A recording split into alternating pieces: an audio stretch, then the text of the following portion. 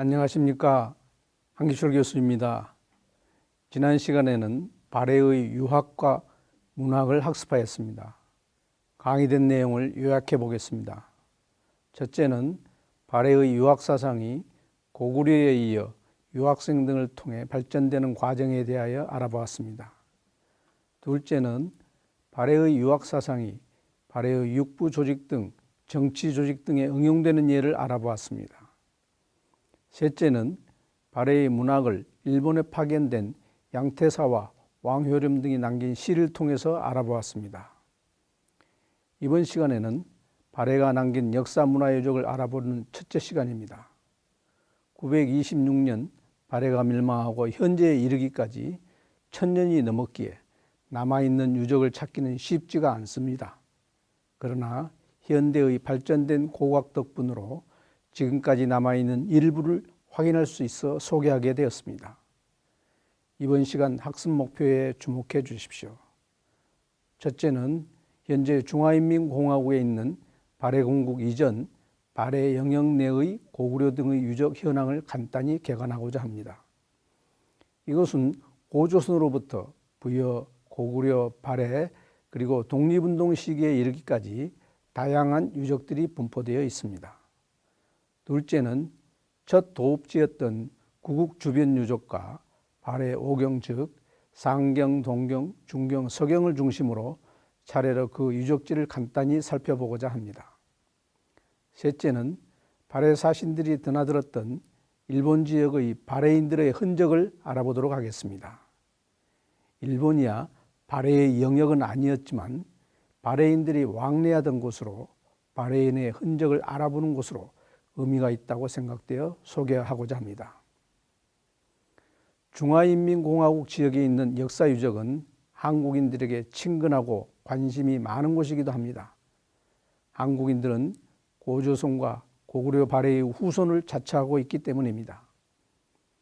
역사적으로도 삼국사기가 한국인들의 가장 오랜 역사서이고 이 기록에서 고구려, 백제, 신라를 하나의 역사권으로 생각해서 각각의 봉기가 서술되어 있는 것이 이를 뒷받침하고 있다는 것입니다.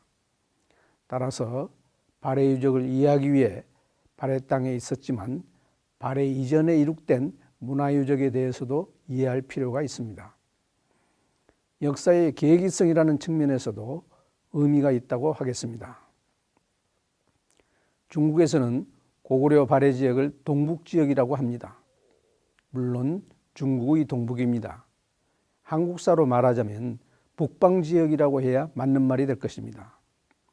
한국인들은 만주, 간도라고 해야 더 잘 아는 이 지역은 한국인들의 정신적 고향이기도 하는 백두산이 있는 곳이기도 합니다. 현대 중국에서는 만주라는 용어를 사용하지 않습니다. 일제가 세운 괴뢰 만주국이었기 때문으로 위만주, 즉 괴뢰 만주라고 해서 만주라는 표현을 사용하고 있지 않습니다. 한편 근대의 북방지역은 한국과 중국이 힘을 합하여 침략자들과 싸웠던 독립운동 기지였던 곳이기도 하였습니다. 먼저 고조선 부여 고구려 유적을 살펴보도록 하겠습니다. 먼저 백두산 지역입니다. 중국에서는 항상 하얗다고 해서 장바이산, 즉 장백산으로 불리는 이곳은 한국인이라면 성지로도 생각하여 누구나 가보고 싶어하는 곳입니다. 백두산은 한국인과 만주인들이 민족 발상지로 생각하고 있는 곳이기도 합니다.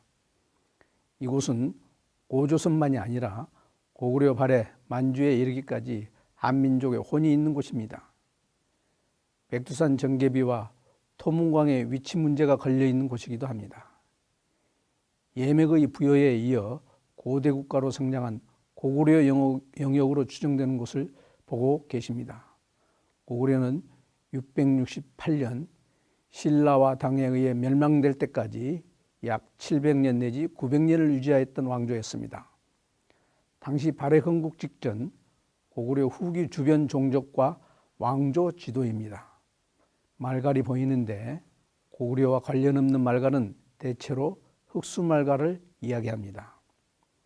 고구려 영역은 광개토항 능비를 통해 광개토왕의 군사활동 등을 고구려 영역의 기준으로 삼는 등 직접 통치 영역, 간접 통치 영역, 영향권 내지 문화권 등으로 설명하고 있기도 합니다. 고구려의 산성이 분포한 지역에 대한 지도입니다.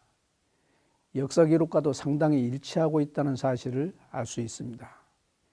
이 지역과 거의 같은 지역에서 발해의 유적들도 확인되고 있습니다. 발해와 주변 종족 왕조 지도입니다. 주변 왕조에 대해서는 발해 건국 과정에서의 국제관계와 교통로를 설명하면서 언급하였습니다. 발해 유적 분포도입니다. 연해 지역까지 널리 펴져 있는 것이 특징입니다. 지금까지 발굴되거나 조사된 전체적인 유적 분포에 대한 윤곽을 보여주고 있습니다. 유적 분포가 고구려 유적과 상당히 겹친다는 점을 확인할 수 있습니다. 발해 유적이 연해주를 포함한 동북방으로 확대되어 있다는 것이 다릅니다. 반면 요동 지역에서는 발해 유적이 거의 없습니다. 그러나 시대 상황적으로 보아 요동이 발해 영역 내지 발해 문화의 영향권에 있었다는 점은 제가 자주 언급한 바 있습니다. 최근 이러한 사실이 고고학적으로도 밝혀지고 있습니다. 어떤 학자께서 고고학적으로 중국 연용지방의 고구려 고분으로 보고되었던 무순 시가 고분과 심양 석대자 산성 주변의 고분, 중국 한대 고분으로 보고되었던 환인 복명석실분의 고분들이 발해의 8세기 후반경을 전후하여 조성된 고분이고 무순 전둔 고분군도 발해 고분일 가능성을 제기하고 있다는 점을 주목해야 한다고 생각합니다. 자, 또 한번 중국에 있는 한국사와 관련되는 역사 문화 유적 지도를 지도상에서 전체적으로 한번 보시겠습니다. 다음으로 야오닝성의 백암성과 오녀산성으로 불리는 홀본성 그리고 지린성, 지안 등 부여 고구려 유적이 분포된 지역입니다. 다음으로 발해 유적이 있는 곳으로 발해가 처음 세워진 구국으로 지린성, 두나시와 오경중, 사경이 있었던 중국의 발해 유적이 분포된 지역입니다. 그리고 하얼빈과 다롄 등 항일 유적이 분포된 지역입니다. 지금부터는 유적지에 대한 대표적인 사진 몇 장을 보겠습니다. 먼저 고구려의 첫 수도였던 홀본성입니다. 이곳은 역사적으로는 홀본성, 졸본성, 흘슬골성 등으로 부를 수 있는 곳입니다. 그러나 지금은 이름이 고구려와 전혀 관련이 없는 오녀산성으로 바뀌어 있습니다. 2004년 고구려의 다른 곳과 함께 세계문화유산에 등재되었습니다. 고구려를 세운 추무왕 즉 고주몽이 활약하던 곳이기도 해서 한국 관광객들이 많이 찾는 곳이기도 합니다. 해발 820m로 200m 높이에 이르는 절벽의 천연지세를 그대로 이용하여 장벽을 만들고 동쪽과 남쪽의 산세가 완만한 곳만 성벽을 쌓아 천혜의 요새였습니다. 성 안에는 천지라고 하는 못이 있는데 이 못의 물은 마른 일이 없다고 합니다. 오녀산의 서남쪽에는 넓은 환인분지가 있고 동남쪽에는 압록강의 지류인 훈장 즉 홍강이 지나고 있습니다. 오녀산의 서쪽 성기슭에서 시작되는 좁고 험한 골짜기로는 통화로 통하는 길이 지나가고 있습니다. 발해 시대에 이 성이 어떻게 사용됐는지는 모르나 이곳도 발해의 영역에 있었음은 분명하다고 하겠습니다. 고구려를 지키던 대표적인 백암성입니다. 야온인성 덩타현의 엔조우성으로 둘레가 약 2.3km가 됩니다. 서쪽 고구려를 지키던 성입니다. 성터가 비교적 잘 남아있어 고구려인들이 어떠한 성을 쌓았는가 하는 점을 아는 데 중요한 유적입니다. 백암성 위에서 내려다본 태자하입니다. 이곳도 천혜의 요새였습니다. 다음으로는 고구려의 두 번째 수도였던 지린성 지안시 유적입니다. 잘 알려진 광개토왕릉비입니다. 광개토왕릉비는 고구려 제19대 광개토왕의 훈적을 기념하기 위해 그 아들인 장수왕이 414년에 세운 것입니다. 이 비문은 일본의 이른바 임나일본부서를 입증하는 자료로 일본에 의해 많이 이용되어 지금에까지 쟁점이 되어 있는 것으로 연구의 역사만 다룬 것이 책이 될 정도에 이르고 있습니다. 역시 발해시대 압록부 지역에 해당하는 곳입니다. 집안에 있는 국내 성터입니다. 세계문화유산에 등재하기 위해 주변의 아파트들이 급하게 철거 정비되었다고 합니다. 장군총입니다. 장수왕의 무덤으로 추정되어 동양의 피라밋이라고도 합니다. 퉁꼬우 고분군입니다. 봉분이 높은 고총 고분의 왕릉급 무덤들이 있습니다. 국내성을 지키기 위해 쌓은 환도산성입니다. 퉁꼬우 고분군 옆에 위치하고 있습니다. 고구려의 천추총입니다. 이 고분은 빠르면 고구려 제15대 미천왕, 늦어도 4세기 말엽 제18대 고국량왕의 무덤으로 추측되는 고총 고분입니다. 4세기 말엽의 것으로 영꽃무늬 기와도 출토되었으며 발해에서 많이 나오는 손꽃무늬 기와도 제가 답사던 중에 몇 점을 발견하기도 하였습니다. 발해 시대에도 이 지역이 관리되었다고 생각되었습니다. 고분 자체가 발해 시대에 사용되었을 이유는 없기 때문에 고구려 시대에도 이러한 손꽃무늬가 사용되었다는 뜻일 수도 있고, 발해 시대에 이 고분이 관리되면서 발해 시대의 기와가 이곳에 유입되었을 수도 있습니다. 자, 그러면 여러분, 고조선의 백두산으로부터 고구려 유적에 이르기까지 이곳들이 발해 영역이었고, 이곳도 발해의 문화가 앞에 전통을 이어 계속되고 있었다는 사실을 이해하시겠습니까? 다음으로는 발해 유적, 즉 발해 시대에 이루어진 유적을 살펴보도록 하겠습니다. 앞에서 소개한 고구려 유적들은 발해 영역에 포함된 것이었지만 발해 시대에 이 유적들이 어떻게 이용되었는지는 잘 모릅니다. 특히 고분 유적은 관리만 되었을 수도 있고 산성 유적은 계속 사용되었을 개연성이 크다고 생각합니다. 그러나 소개될 유적들은 고구려 시대에는 개발이 되지 않다가 발해 시대에 도성동으로 축조된 지역이었습니다. 고분 역시 성터 주변에 새로 조성된 유적이었다고 하겠습니다. 발해 제국의 첫 건국지 구국과 상경, 동경, 중경 유적을 중심으로 살펴보겠습니다. 앞에서 가상답사에서 한번 보았지만 다시 한번 보시겠습니다. 대조영이 처음 터전을 잡고 도빈 구국을 지키던 동무산으로 알려진 성산자 산성 입구입니다. 마을 입구로 들어갑니다. 성산자 산성 대대라는 한자가 선명합니다. 중국이 개방되기 전 공산당 활동이 성했던 시기의 마을 영화관입니다. 구국의 동무산은 주변의 외적을 경계하기에 좋은 산성이었습니다. 사방이 험준한 산맥으로 둘러싸여 있고 산의 북쪽을 끼고는 오르와 즉 지금의 대석하가 서에서 동으로 흘러 산성을 방어하고 있습니다. 이곳은 조선족 자치주의기에 소개 비문도 한자와 함께 한글도 같이 쓰고 있습니다. 처음 가서 참 반갑고 놀랍기도 하였습니다.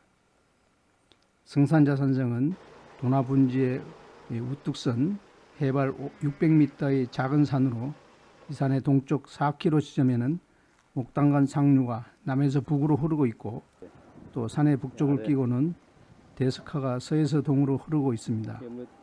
남아있는 성터는 타원형에 가까운 모양으로서 둘레가 2km 정도이고 흙과 모래를 섞어 쌓았습니다. 다음으로 발해의 첫 도읍지에 대한 영상입니다. 오동성 유적입니다. 동무산이 첫 도읍을 지키는 산성이었다면 궁궐과 관청을 세웠던 터가 어디였는가 하는 점에 대한 의문을 풀어야 했습니다. 지금 보고 계시는 곳은 오동성터입니다.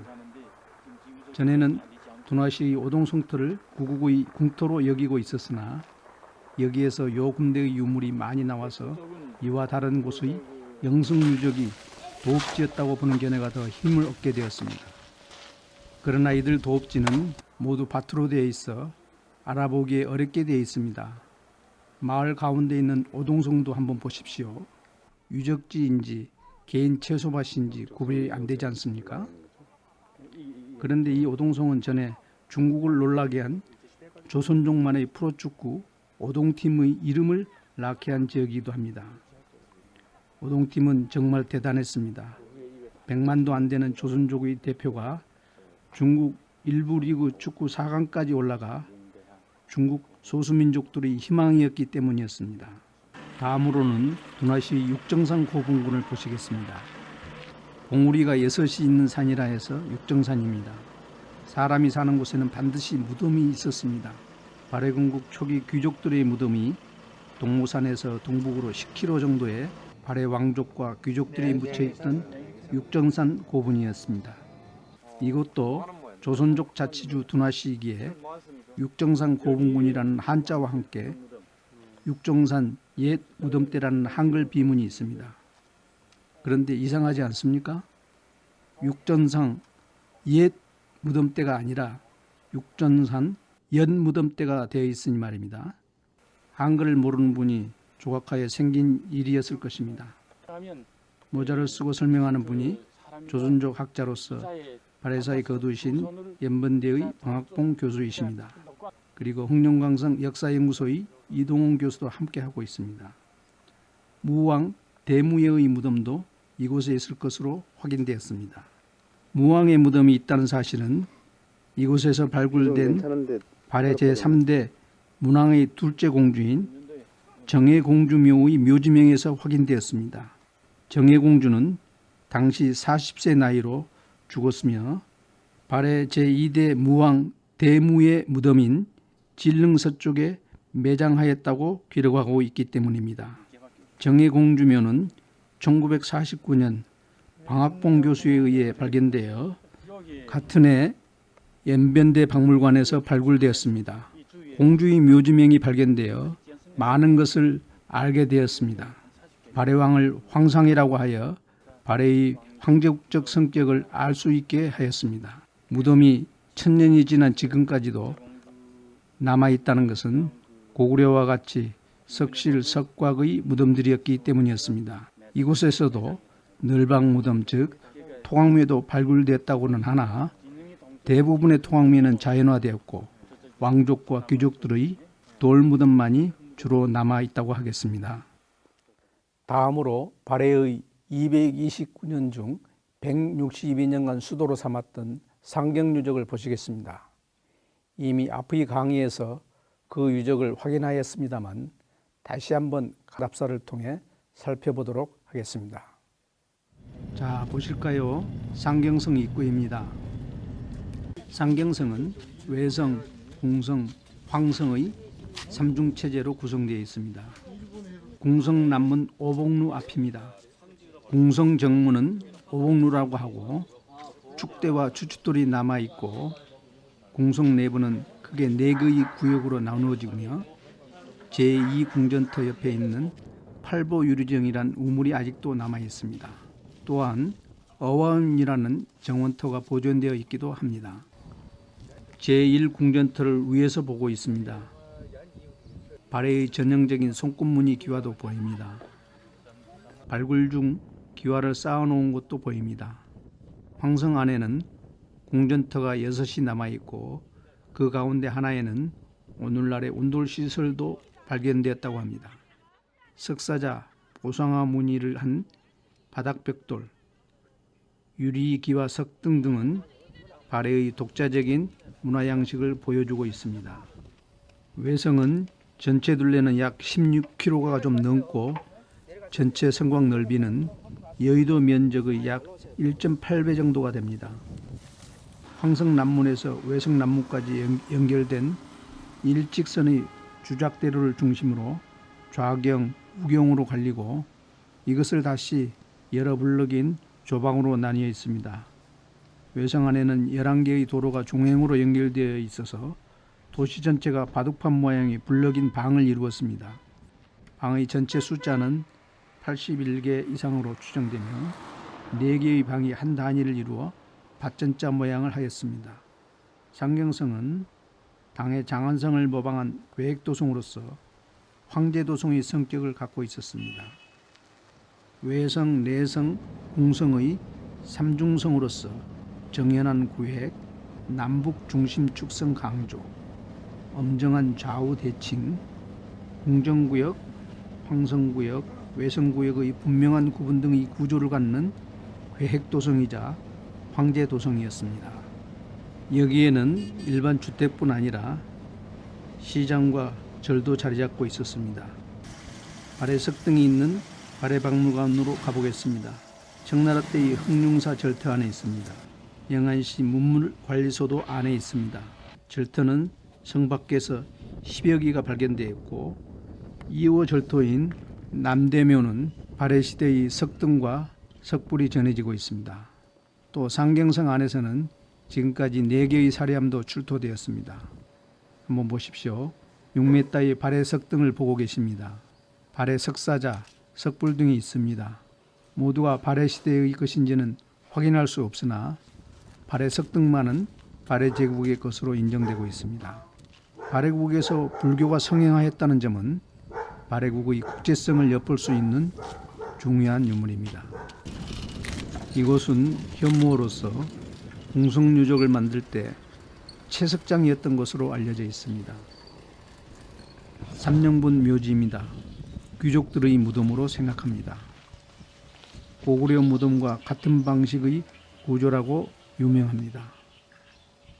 중국에서 언론 노출을 꺼려 입구를 막아버리기도 하였습니다. 상경성의 궁토에서 나온 유약을 바른 삼체형의 기둥 및 칠의 장식이나 귀신 모양의 대형 치미 등을 한번 보시면 발해가 황제국으로서의 권위를 나타내기 위해 얼마나 훌륭한 문화를 누리고 있었는지를 알 수 있을 것입니다. 지린성 조선족 자치주 허룡시의 정효공주 무덤의 내부 벽화입니다. 또한 사진 한 장 공개되지 않았지만 같은 지역 롱아이 무덤에서 발해의 황제국적 성격을 알 수 있는 황상묘지석이 나와 주목을 받고 있습니다. 즉 2004년 제3대 문왕의 효의 황후와 제9대 간왕의 순목황후의 황후묘지명이 발견되었습니다. 발해제국 중경으로 알려진 서고성에서 발굴된 기와무지입니다. 최근 발굴을 완료하고 무게에 있는 보고서도 발간되었습니다. 10년 정도 수도였던 동경으로 간주되는 지린성 훈춘의 8년성입니다. 석가불과 다보불이 다보탑 안에 나란히 앉아있는 이불병 좌상이 많이 나왔습니다. 이로써 발해불교가 고구려의 전통을 이어받아 법화 신앙이 유행하였음을 보여준다고 하겠습니다. 일본으로 가는 출발 거점이기도 하였습니다. 다음으로 발해 압록부의 도성이었던 서경 지역을 알아보겠습니다.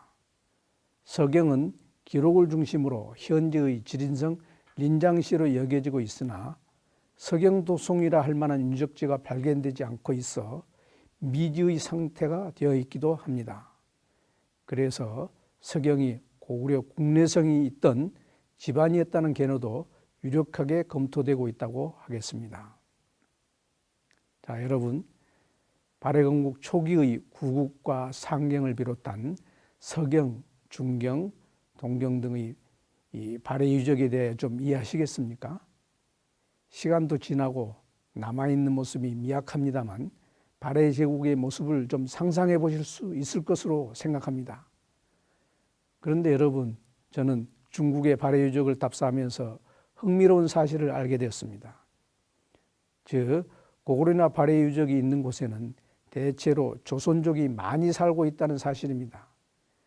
발해의 건국터인 구국이나 동경, 중경 등 연변 조선족 자치주는 물론이고 발해 영광탑이 있는 장백 조선족 자치현 그리고 조선족 자치주나 자치현도 아닌 상경성 유적 근방에서도 조선족들이 집단적으로 살고 있는 모습을 확인하였습니다. 이러한 점은 러시아의 발해 유적들에서도 마찬가지였습니다. 그들은 대체로 한말에 이주한 분들이 많았는데 그들은 그곳이 발해 유적이 있다는 것을 알고서 간 것이 아니라 농경생활 등 삶의 터로 맞는 곳이어서 찾았다고 봅니다. 한국인들이 경제적으로, 역사적으로 고구려와 발해 후손을 자처하는 또 다른 이유가 될 수 있는 이러한 근거가 아니겠는가 생각해 보았습니다.